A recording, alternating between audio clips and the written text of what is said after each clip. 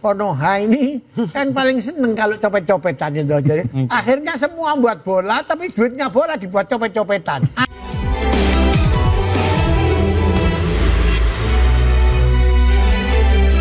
Masih diinterupsi pemirsa, saya ke Pak Jamal deh. Pak Jamal, tadi kata Bung Kesit ada one man show nih. Sebenarnya Anda kan pernah jadi exco PSSI. Di tubuh PSSI ini memungkinkan nggak hanya satu orang yang bergerak kemana-mana, kemudian memanage tim dan lain sebagainya? Begini, yang ngomong ini kan Pak Kesit. Ya. Ini kan wartawan. Wartawan itu kan nggak pernah ujarnya sendiri, ujarnya banyak orang. Diresum sama dia, kesimpulannya keluar. Gitu. Zaman saya nggak ada. One man sudah ada. Lah kalau sekarang ada, itu tadi Andre ngomong. Itu ada 2S, sopo mana 2S? Sofyan tadi disebut Sofyan salah satunya. Udahlah saya tidak tahu. Sofyan satunya Sofia atau siapa tidak tahu kan. Berarti ini tidak kolektif kolegial. Maka apa yang dikatakan Budi harus ini kompak. Memang simbolnya ketua, harus keluar ketua. Jangan tidak keluar gitu. Tapi keputusan ketua itu didukung oleh semua esko. Tidak boleh, tidak parsial itu. Kalau parsial ya ini ada di internal kurang welcome. Loh, ya apa? Wong cuma berapa orang kok ada yang kurang welcome? Tidak mungkin. Kasihan itu Pak Prabowo. Sudah berharap dengan ketuanya ini, ya toh. Terus habis gitu pendukungnya yang ada di sekitarnya tidak pas. Nah, saya ulang kalimatnya Budi. Kelihatannya punya budaya tidak boleh satu periode habis. Oke. Nah, setiap berapa kurang berapa harus out, ya toh. Nah, itu yang seneng Asprof. Kalau ada kongres Asprof lagi yang seneng. Iya bawa kresek. Artinya ada banyak faktor dan kepentingan bermain di sana. Iyalah, bagaimana? Asprof itu harus betul-betul orang-orang yang punya integritas dan punya kresek. Jangan berharap ini ada muda sini. Tapi kalau yang seperti ini menurut Anda ketua PSSI tahu nggak? Ketua PSSI tahu nggak? Bos, yang jadi ketua di PSSI ini tidak ada yang tidak tahu. Semua tahu. Sekarang mampu nggak pegang integritas untuk memajukan federasi ini, mengantarkan sepak bola bangsa ini seperti yang diharapkan oleh 280 juta ini. Oke. Iya toh. Ini kan kebetulan presidennya betul-betul siap. Ya. Nggak usah ragu, Bos. Nggak usah ragu. Harus jadi. Pak Kesit tadi bilang 2030. Kalau nanti ini seperti yang dikatakan beliau, tagarnya ini baru satu, Patrick yang dibuang. Iya. Apakah dia ini tidak melempar isu? Nah, situ yang tahu. Gitu. Masih ada tagar yang lain. Ada tagar yang.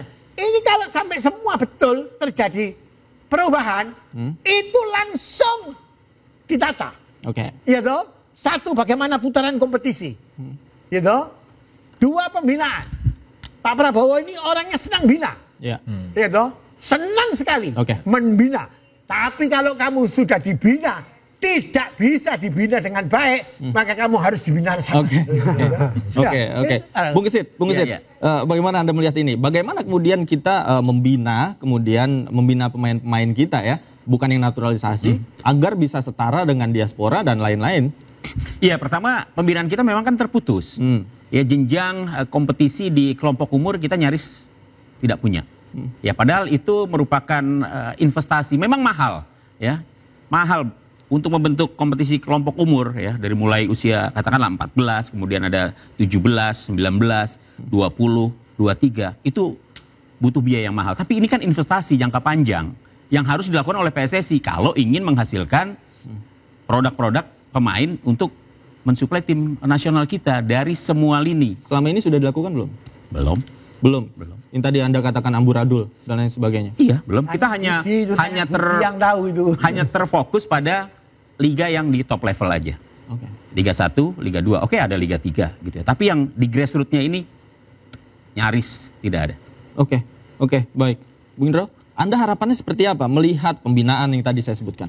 Iya, kita harus punya roadmap yang jelas. Roadmap sepak bola Indonesia yang jelas. Kita boleh mencontoh Jepang itu misalnya dia punya roadmap 100 tahun. Bahkan sekarang di 2050 dia menargetkan juara gitu. Tapi di tahun ke-30 mereka sudah berhasil. Bahkan sekarang ada 5.000, sekitar 5.000 pemain Jepang yang bermain di Eropa. Nah itu kan luar biasa. gitu. Nah, kita harus berkaca pada itu gitu. Kita mempunyai roadmap yang jelas terhadap pengembangan pembinaan usia muda, lalu liga kita juga diperbaiki.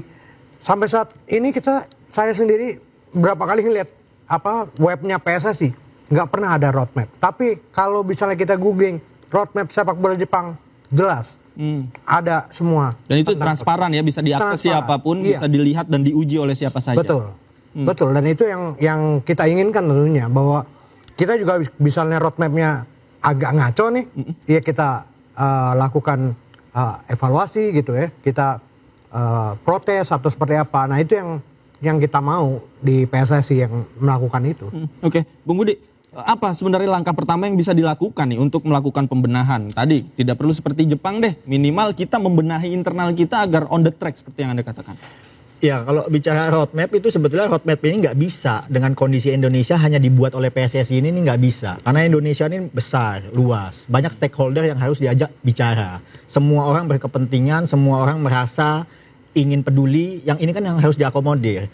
Sehingga harusnya sih roadmap sepak bola Indonesia itu harusnya dibikin oleh negara, oleh eksekutif, oleh legislatif, oleh PSSI, dan membuka ruang bagi seluruh komunitas sepak bola, wartawan, media untuk memberikan masukan. Dan itu harus komit dilakukan oleh siapapun, ini ketua umumnya.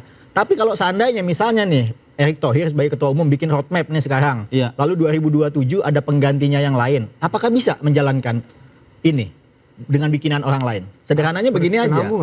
Tadi sempat kita di dalam ruang tunggu kan bicara, kenapa sih alasan pemesatannya Sintayong ini jangan-jangan karena ada subjektivitas ketua umum, karena ini pilihannya ketua umum terdahulu.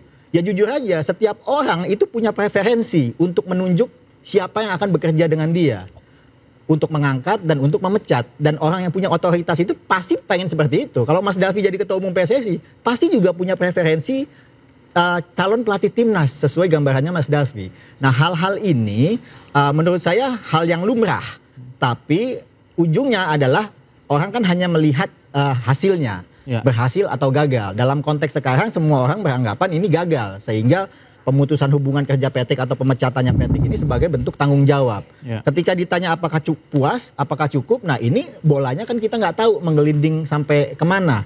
Apakah cukup hanya dengan Patrick out atau perlu perubahan komite eksekutif atau seperti apa? Nah ini yang kita tunggu sebetulnya, karena Pak Prabowo sudah menyatakan ada 2 kesempatan lagi nih, 2026 untuk Piala AFF dan 2027 untuk Piala Asia.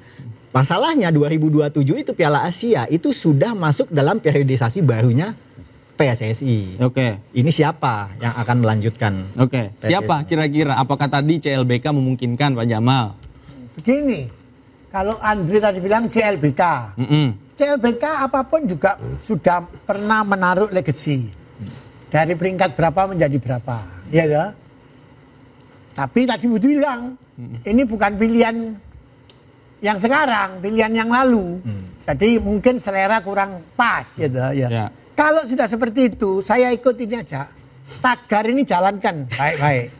Begitu ini dijalankan baik-baik, dipersiapkan siapa orang yang kira-kira ini tune up sama presiden. Kayaknya udah punya calon. Kemudian Erick out. Siapa calon kandidat ini, gitu? Yang kira-kira yang loyalisnya sangat tidak perlu diragukan. Itu yang harus. Jadi Pak Prabowo-nya juga tidak ragu.